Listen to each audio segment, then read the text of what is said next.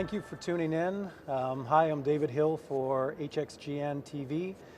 Today we have Francois Mainguy, President and CEO from Pragma, here with us to discuss the development of some new NDT sensors and the Absolute hexagon arm. We appreciate you very much taking the time today. My pleasure. I'd like to start off, can you tell us and the viewers a little bit about Pragma and what it is that we're going to learn here about? Yes, David. So Pragma designs, engineers, and fabricate NDT instrument products. NDT stands for non-destructive testing. So it's a way to get inside materials to do flaw detection and certain types of metrology. Okay. We're based out of Quebec City, and we also integrate automated systems when it becomes a matter of productivity and robot motion as well. Excellent, excellent. Could you explain a little bit, how did you come about this? I mean, non-destructive testing, you're producing these sensors today. How did that come about? So, started a career about 25 years ago, and this is this third company that is involved somehow in this market. NDT is this special type of metrology. It's an entire culture by itself, very close to physics. And as you want to get deeper inside materials, you use a diversity of techniques. Ultrasound being a very capable technique that can do a lot, but infrared thermography, eddy currents, those are all types of modalities, as we call them, or sensing technologies that allow to do very clever and very high precision measurements inside the materials. All right. Is there a particular industry that kind of steered you towards maybe some of the modalities that you've created today? Early on, that's a good question. Early on, of course, all the high value added components, whether it's for manufacturing or whether it's for safety, public safety, led me into this business and makes it still, as of today, pushing the limit of what we need to do. So nuclear industry, aerospace industry, automotive industry for value-added components. Those are all industries where the sizing and the precision in finding the flaws is very important. And when I say precision, I mean not just to know where they are, but also how big they are, how deep they are, and what are they? Are they a crack? Is it a corrosion? Is it a problem with a certain type of weldment? Those are all types of things that do mean something on the criticality to keep the component alive or to repair it, for example, or to shut it down and replace it. Sure, all right. So, actually, and I think that's a good lead-in. So, if you look at what we're doing today with the Absolute arm and then applying new technologies, I would imagine that the location of these flaws that you're detecting, not only can I detect a flaw, but where exactly is it on my part, and can I track it so that I can develop a corrective action? Exactly. If we just rewind a little bit of what I said, we are, with our technologies, we're able to know the depth of the flaws, to identify them, and eventually to know their length or dimensions. But what was really missing in the last 25 years or so of my career is a clever way to really know where you are on the part. And for many reasons. One of the reasons, David, is we want to be able to do sometimes in-service inspections or inspections that are scheduled over time to witness the growth of flaws, for example. Sure. And this is it's very important that you have a absolute positioning to make sure you can superimpose and make very thorough comparisons over time as how and where is the flaw growing, whether it's closer to a critical area or staying benign. So your point is absolutely right. The absolute positioning is absolutely critical. Absolutely critical. And today in the zone, you're displaying on the Hexagon Absolute portable CMM on the arm a sensor. Could you tell us a little bit about that particular sensor, and how easy, how difficult was it to integrate that solution onto what we see in the zone today? Okay, so what we have on display here during the show is an ultrasound wheel probe, which is meant to scan. We brought a test pieces, which is a honeycomb structure for aerospace. Okay. And so we chose ultrasound because, as I said in the first place, it's very capable technology that we like to work with. So as you get inside the materials, sometimes you discover something that's quite interesting. It was easy, very easy actually, to integrate with the Hexagon product line because it's made for interconnect. It's made for modularity of different sensing techniques. And I know Hexagon's got this story of this history of sensing from the outside for metrology, whether it's laser, light, whether it's contacting. But what's really exciting with this unraveling relationship is that we can get inside materials now. Sure, you can actually see inside as opposed to, right? So, Exactly. I mean, scanning a complex 3D geometry comparing to CAD, I mean, that's relatively easy today, right? We can quantify. I do find it quite interesting, like this is a missing piece of the puzzle, right? Especially if you apply it, and let me use this as an example of aerospace, with the same portable arm, we have the Apodia sensor. So I can look at carbon fiber orientation, I can look at strength analysis, start, stops, gaps, and other. So I can do this up front. And I can also scan my geometry and measure these on the actual part itself.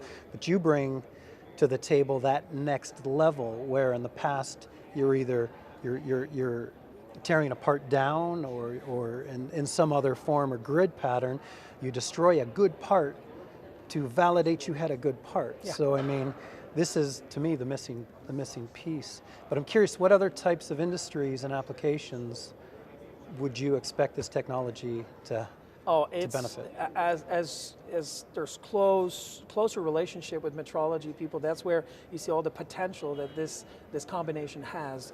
Automotive industry obviously has several critical components, whether it's for phasing in programs or validation programs. Obviously it leads naturally to robotic applications, but as a nice way to bridge in and to bring this on the production line through phase-in programs, the ARM is a perfect solution.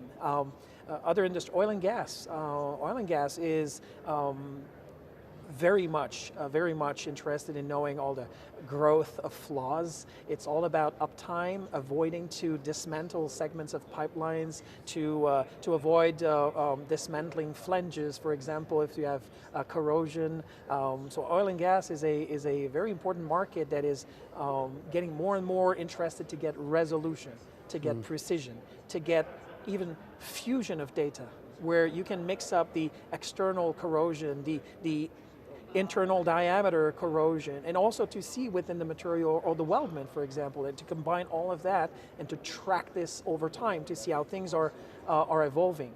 To make sure that you can do preventive maintenance, as Hexagon knows very well. You have product lines for that. Absolutely, So, absolutely. So NDT is not new. I mean, it's been around. I mean, in various forms and various solutions. But the portability, the fact that you've got an absolute arm that runs on battery that you can deploy quickly when needed. I mean, that must be a game changer for the industry. It is, this portability, to be able to bring in a very sophisticated piece of instrumentation to quickly mount this at the end of an arm, for example, and to deploy this and scan, really quickly scan and get your results, can make a huge difference. If you have to wait for teams to analyze the data, if you need to do first scans and wait for a day to get results or something like that. We live in a high productivity environment. It's true for all the world, really.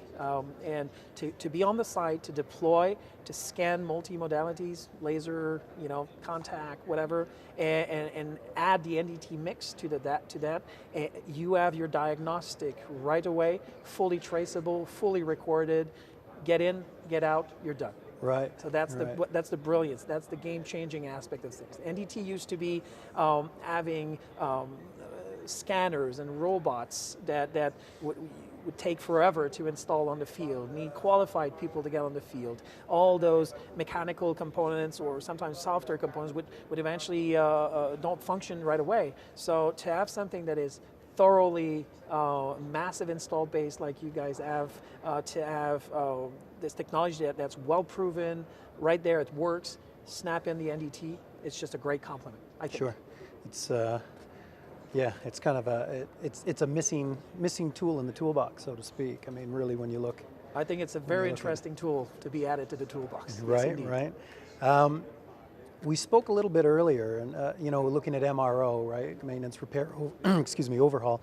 And interesting, we talked about, you know, when I look at structural damage, something is physically wrong, a bird strike, you know, and I'm thinking in terms, there's a hole in the side of the plane, we need to fix that.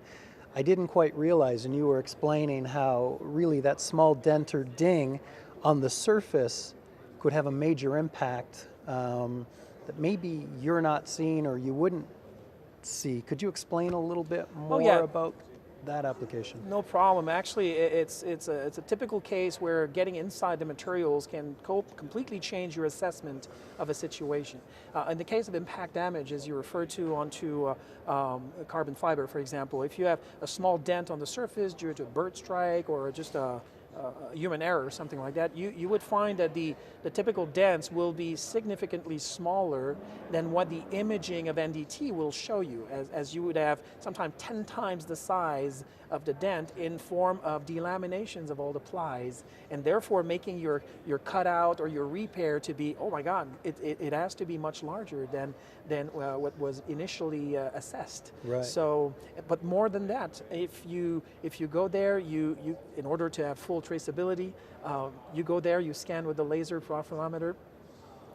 From Hexagon, you change that for the ultrasound, you start seeing this entire delamination patch or area. You start, let's say you apply a patch on top of that, a bonded patch on top. Well, that patch has to be bonded perfectly for this to have the mechanical integrity. How can you test that the bonding was okay? Well, guess what? The same ultrasound. You do scan again, and you will see the integral bonding, and you're good to go. You can move out from the site. All of that within very reasonable time frame. So you're right. NDT has been out there, whether it's ultrasound, that's approximately 100-year-old, 120-year-old, whether it's, of course, radiography being the ancestor of all of that. Those techniques were out there for a while, but now we're living in a era of convergence of technologies, and this embodiment, what we're showing this week is just another example of it has to combine, it has to work together. Yeah. I got to tell you, spending time with you and going through the various applications and looking at the true value add that you've brought to an already best-in-class solution, I got to thank you, because I've learned an awful lot through our discussions, and with that, I'd like to offer a big thank you. We definitely appreciate you being here and speaking with us. To watch additional episodes or learn more, please visit hxgnspotlight.com. Thanks for tuning in.